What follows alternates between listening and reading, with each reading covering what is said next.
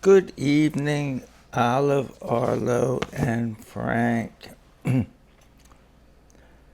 I was a kid, there was this guy named Alfred Hitchcock. He made movies, and his movies were always scary. But he also had a TV show, and it was like the Alfred Hitchcock Hour or the Alfred Hitchcock Show or something like that. But he would always have these scary and quirky things on there. He was a very odd looking guy with this big pot belly, and he'd come out and go, "Good evening."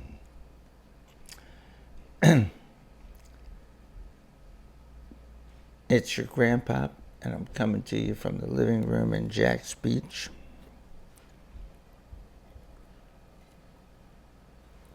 And we're going to do something a little bit different today. Arlo, this is something that your mom suggested that I try as often as possible to have you to be able to look at the whole book the whole time I'm reading it, instead of where I'm sitting there in front of the camera and I'm reading the book and then showing it to you on the camera. And that makes sense. So I want you to, even though you're only 4.5 years old, to critique what I've done and let me know when you see this. Go to your mom or your dad and say, "Grandpa asked me to critique him on this, and I think this is better, or I'd rather have him just do it the way that he did it before." I mean, whenever I don't have the physical book and I can get an ebook from the library, then I do it that way. So you're just looking at the book. This is going to be a little bit different. And today we're doing I Had Trouble in Getting to Solla Sollew. There's the book. The one that I have is pretty funky. Looks like it's very, very old. I mean, the book itself was published in 1965 by Dr. Seuss. And there's the first page.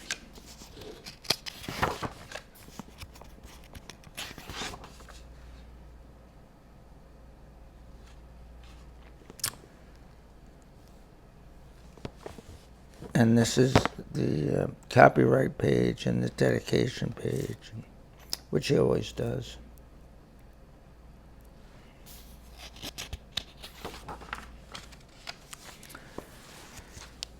I was real happy and carefree and young, and I lived in a place called the Valley of Vung. And nothing, not anything, ever went wrong until, well, one day I was walking along, and I guess I got careless. I guess I got gawking. Gawking is looking at things like, "Whoa, look at that," at daisies, and not looking where I was walking. And here, this is not a daisy, but that's what he's gawking at, whatever that flower is. They're presenting it as a daisy, let's put it that way. And that's how it started. Sock. What a shock. I stubbed my big toe on a very hard rock, and I flew through the air, and I went for a sail, and I sprained the main bone in the tip of my tail. So there, he hit this rock, went bloop down there, landed on his tail and sprained it.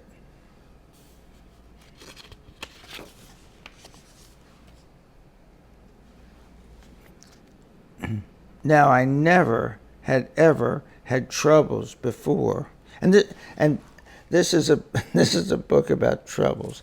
It's called "I Had Trouble in Getting to Solla Sollew." The main theme of this whole book is trouble. Now, I never had ever had troubles before, so I said to myself, I don't want any more. If I watch out for rocks with my eyes straight ahead, I'll keep out of trouble forever, I said. And there he is. He's like, I'm just going to walk straight ahead. No more trouble. But watching ahead, well, it just didn't work. I was watching those rocks.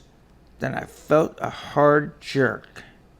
A very fresh green-headed Quilligan quail sneaked up from in back and went after my tail.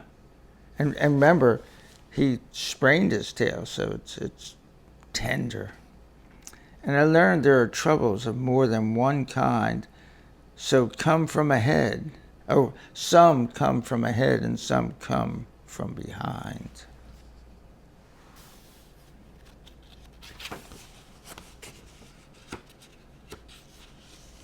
So I said to myself, now I'll just have to start to be twice as careful and be twice as smart. I'll watch out for trouble in front and back sections by aiming my eyeballs in different directions. And here he is, he's trying to look all over at the same time. I found this to be quite a difficult stunt, but now I was safe both in back and in front. Well, he thinks he is, but look at this guy sneaking up on him. And that's that same thing, what was that thing called? A green-headed Quilligan quail. So the Quilligan quail's still like following him. We'll see if that continues to be an issue.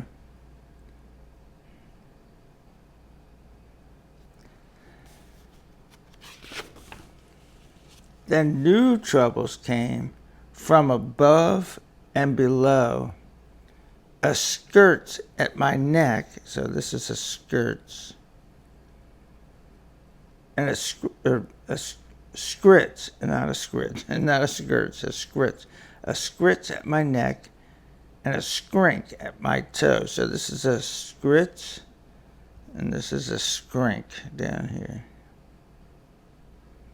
And now I was really in trouble, you know. The rocks and the quail and the scritz and the skrink. I had so many troubles. I just couldn't think. So this quail's here and the scritz and the skrink.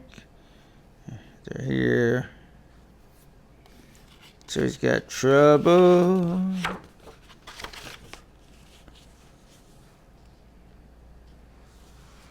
There I was, all completely surrounded by trouble, when a chap rumbled up on a one-wheeler wobble. So this is a one-wheeler wobble right here. Young fellow, he said, what has happened to you has happened to me and to other folks too. So I'll tell you what I have decided to do. I'm off to the city of Solla Sollew on the banks of the beautiful river Wahoo, where they never have troubles. At least, very few. It is not very far, and my camel is strong. And here's the camel. It's a one-hump camel. I think that's called a dromedary. He'll get us there fast. So hop on, come along. Look at this place they're going through. I jumped up behind him. Then all through the day, the wobble wubbed on in a wobblesome way. The road got more bumpy, more rocky, more tricky. By midnight, I tell you, my stomach felt icky. And so I said, Mister, please, when do we get to the wonderful town? Aren't we almost there yet?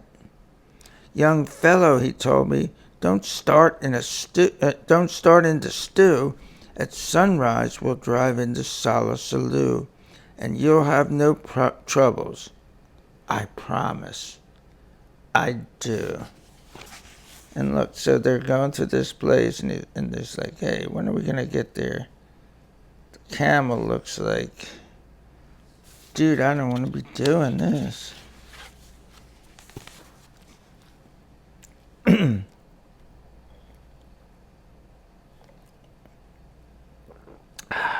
Highlight.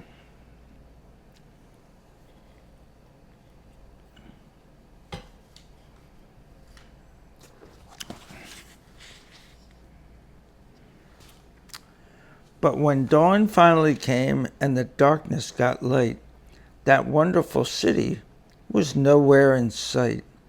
Instead of the city, we ran into trouble. Our camel got sick, and he started to bubble. So here's the camel. He's sick, and there's bubbles coming out of him. Guess out of his mouth. Looks like they're coming out like he's sick and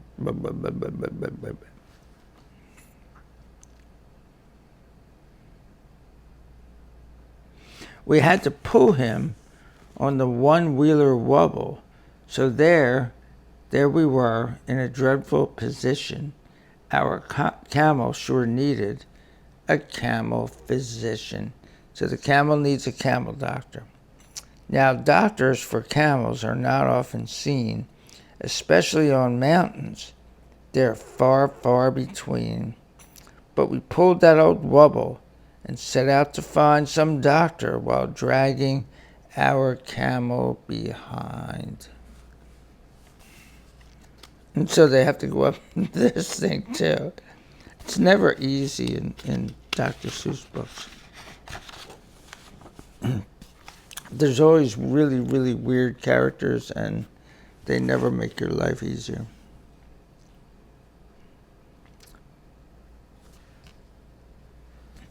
I pulled, and pulled. Then the next thing I knew, I was pulling the camel and the wobble chap too. So here he's pulling the wobble with the camel on it. And then the wobble jockey goes, yeah, well, I might as well just get on here and let this dude pull me too. Now, really, I thought this is rather unfair, but he said, don't you stew. I am doing my share. You know what, guys? I don't think he's doing his share. This is called teamwork. I furnish the brains. You furnish the muscles, the aches, and the pains. I'll pick the best roads, tell you just where to go, and we'll find a good doctor more quickly, you know. Then he sat and he worked with his brain and his tongue, and he bossed me around just because I was young. He told me go left, then he told me go right, and that's what he told me all day and all night. And see, there he is, smug little punk.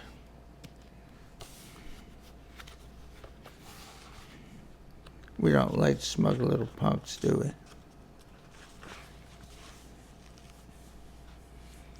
And we see, look at this, the camel's at a camel doctor. So that's cool.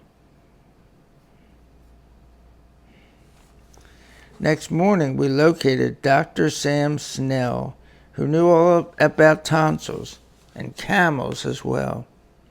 Our camel, he said, had a bad case of gleeks and should lie flat in bed for at least 20 weeks. And look, he looks real happy. Like, yeah, you're going to lay down for 20 weeks. It's a long time. That's like almost half a year. We're talking about like 5 months, 4.5, 5 months.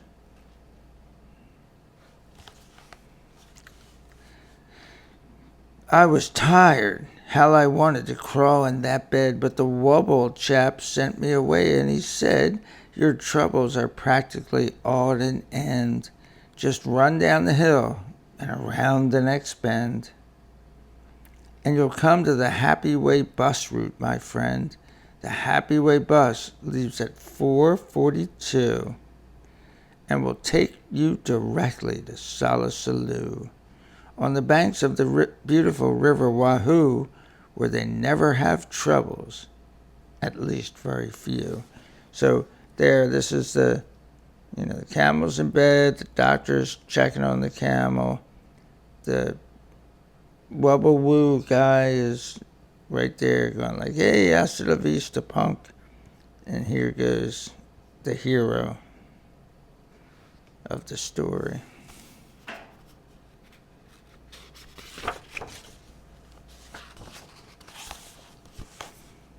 Well, the bus stop was there, and that part was just fine, but tacked on a stick was a very small sign saying, notice the passengers using our line.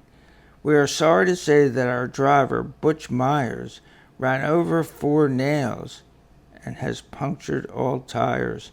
So until further notice, the 442 cannot possibly take you to Solla Sollew. So here's the guy comes down this road all the way down he was on that road, all the way down there, comes down, and he reads the sign, and that's what the sign said, like 4 punctured tires. You're SOL, buddy. But I wish you a most pleasant journey by feet. Signed, Bus Line President, Horace P. Sweet. So I went on by feet, thanks to Horace P. Sweet, and that Horace P. Sweet almost ruined my feet. So he's going, here, don't wait here for the bus. Can't get a bus. So you're going to have to go all the way around here. And Solla Sollew, that's what that sign says, Solla Sollew that way.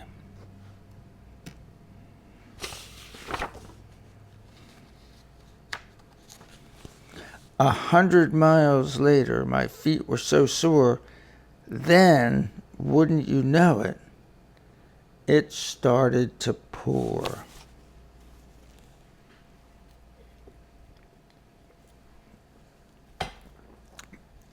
And there it is.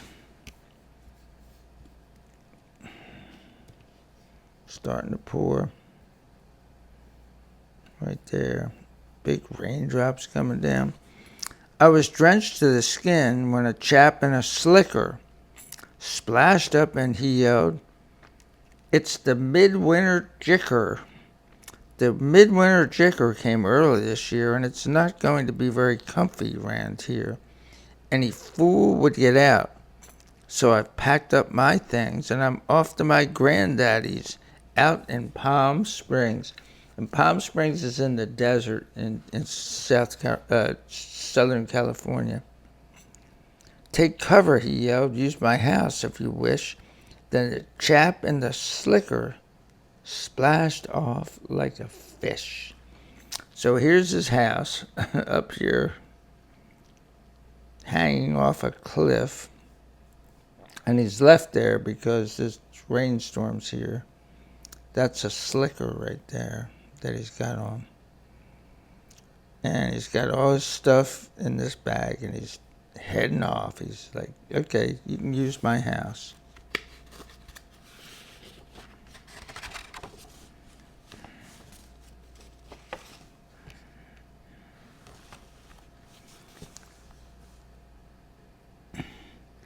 I ran in the house, and I fell in a heap. I needed my rest, but I just couldn't sleep. Did you ever sleep when your feet were like ice? With a family of owls and a family of mice. So here's the family of owls right there, and the family of mice.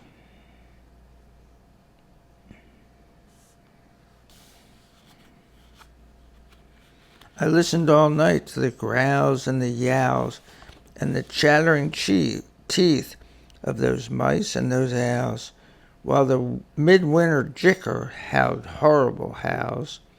I tossed and I flipped and I flopped and I flepped. It was 5:15 when I finally slept.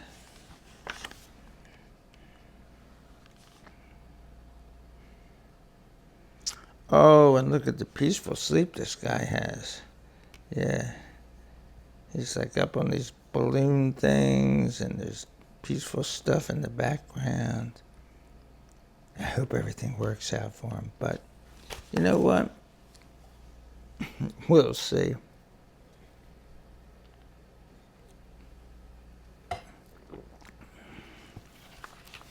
Then I dreamed I was sleeping on billowy billows of soft silk and satin marshmallow stuffed pillows. I dreamed I was sleeping in Solla Sollew on the banks of the beautiful river Wahoo, where they never have troubles, at least very few.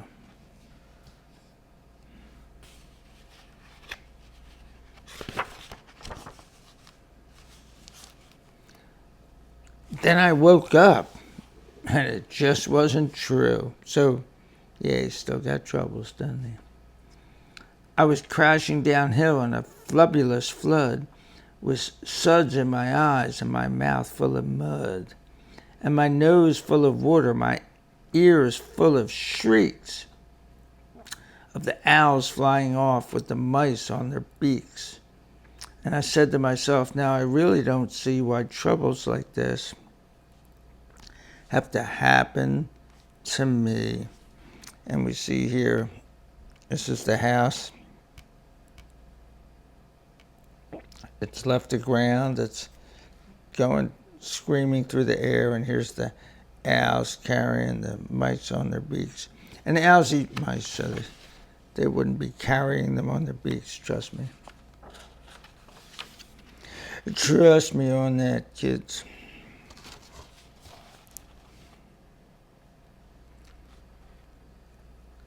I floated 12 days without toothpaste or soap. Your grandmother would hate it. Like, oh, that's nasty. No toothpaste or soap. No.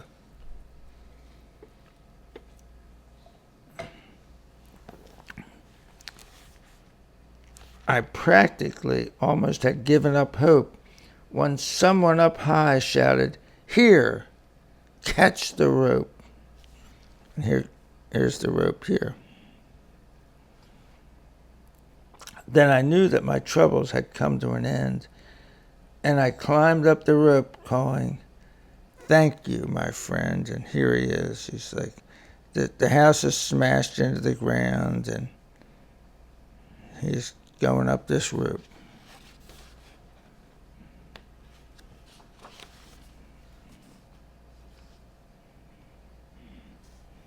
I got to the top, but it wasn't a friend. And I saw that my troubles were not at an end. A big man on a horse scared me out of my wits. He bellowed, "I'm General Genghis Khan Schmitz." And there he is, Genghis Khan Schmitz, and he's yelling at this thing, whatever this thing is. Kind of looks like a cat, but... There's a war going on, and it's time that you knew every lad in this land has his duty to do. We're marching to battle. We need you, my boy. We're about to attack. We're about to destroy the perilous Poozer of Pamplemousse Pass. So get into line. You're private first class. So now he's been conscripted into the army.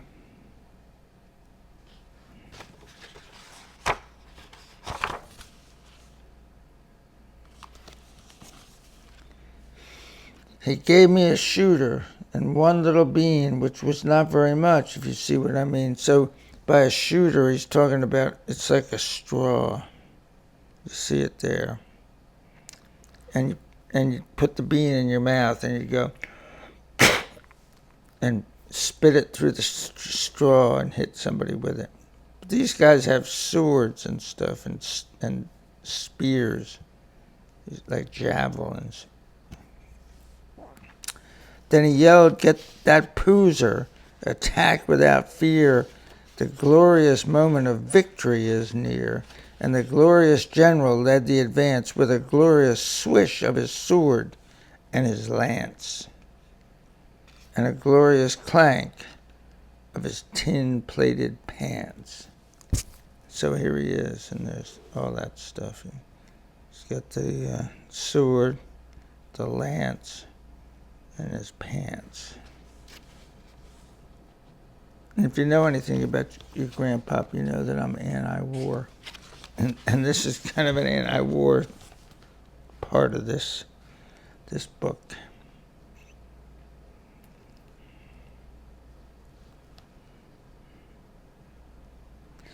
Then we went round a corner and found that, alas, there was more than one poozer in Pamplemousse Pass. And Genghis Khan Schmitz shouted out to his men, "This happens in war every now and again. Sometimes you are winners, sometimes you are losers. We never can win against so many poozers. And so I suggested it's time to retreat." And the army raced off on its tin-plated feet. So the army leaves, but look who's still there. That guy with his shooter and all these poozers coming up. Like, yeah, gonna get you, dude.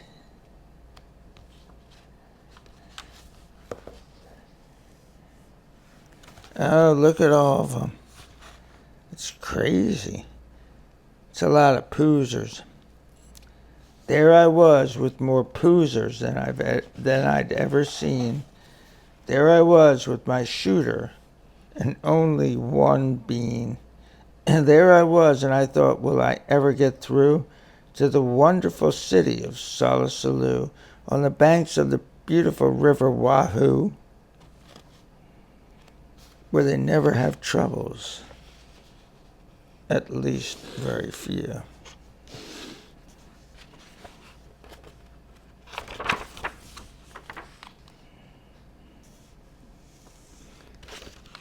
I had terrible trouble in staying alive. Then I saw an old pipe that said vent number 5. So these poozers are chasing this dude. And there he goes.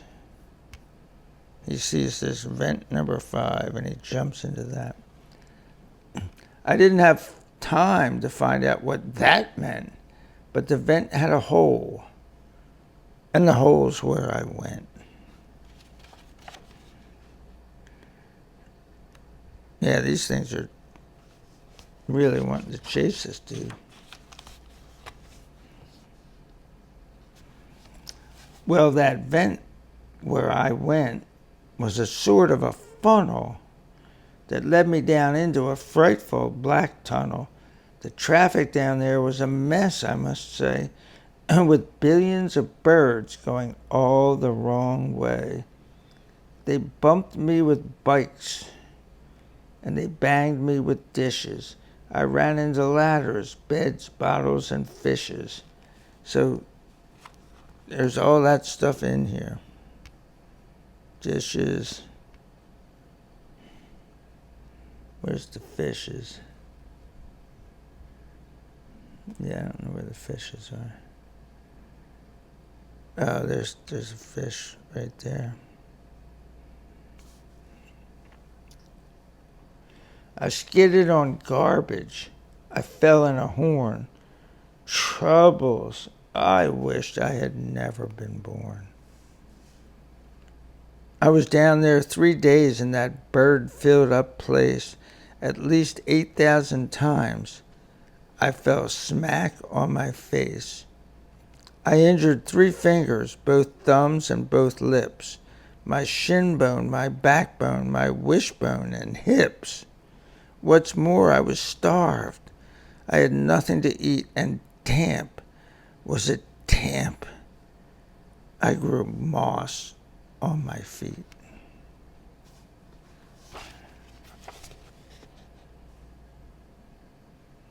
So things are looking really bad, but Then, just when I thought I could stand it no more, by chance I discovered a tiny trap door. So here he comes. He's coming out the trap door. I popped my head out. The great sky was sky blue, and I knew from the flowers I'd finally come through to the banks of the beautiful river Wahoo. I couldn't be far now from Solla Sollew.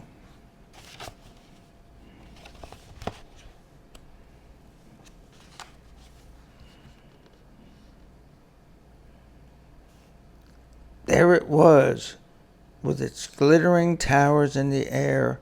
I'd made it. I'd done it.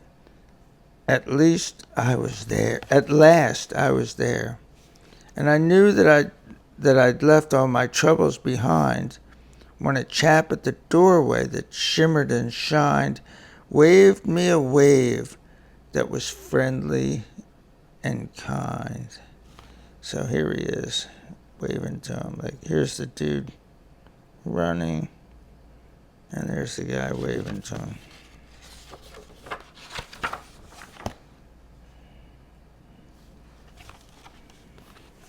Welcome, he said as he gave me his hand. Welcome, my son, to this beautiful land. Welcome to sweet, sunny Solla Sollew, where we never have troubles, at least very few. As a matter of fact, we have only just one. Imagine just one little trouble, my son. And this one little trouble, as you will now see, is this one little trouble I have with this key. So then they get there, and they keep saying, like, well, they have a few troubles, but when they get there, the dude's like, yeah, this is the greatest place on earth, but there is one little trouble. And let's see what it is. There is only one door into Solla Sollew, and we have a key-slapping slipper, we do. And there he is. So when you try to put the key in there, this key-slapping slipper goes like, pow! Knocks the key out of your hand.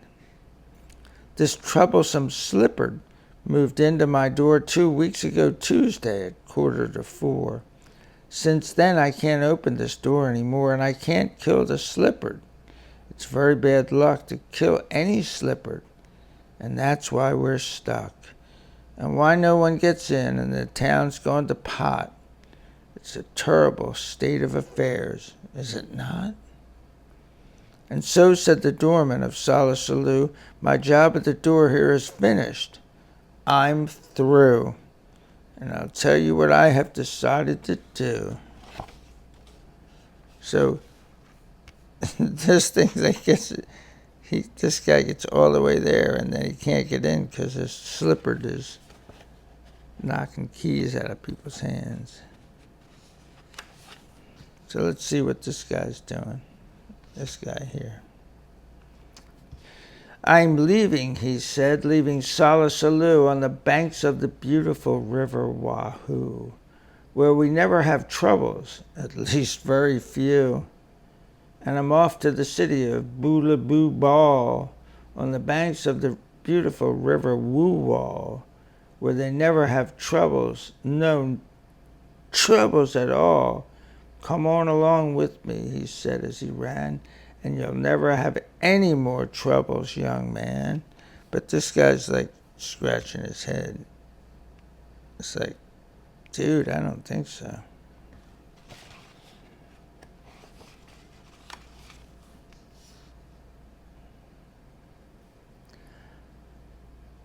I'd have no more troubles. That's what the man said. So I started to go, but I didn't. Instead, I did some quick thinking inside of my head, and here he is, like, scratching his head and going, what can I do? So instead of going to the next thing, like he spent this whole time trying to get to this place that was supposed to be like Shangri-La, And he got there, and it's like, no, this isn't the place. There's an even better place than this, and that place sucked. Solla Sollew sucked. So let's see what he does. Then I started back home to the valley of Vung. I know I'll have troubles. I'll maybe get stung. I'll always have troubles. I'll maybe get bit by that green-headed quail on the place where I sit. And you will, kids. You'll always have some troubles. But I bought a big bat. I'm all ready, you see. Now my troubles are going to have troubles with me. And here's who he's going to be running into on his way back home.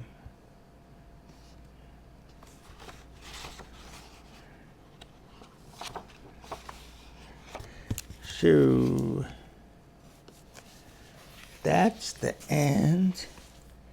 And peace out.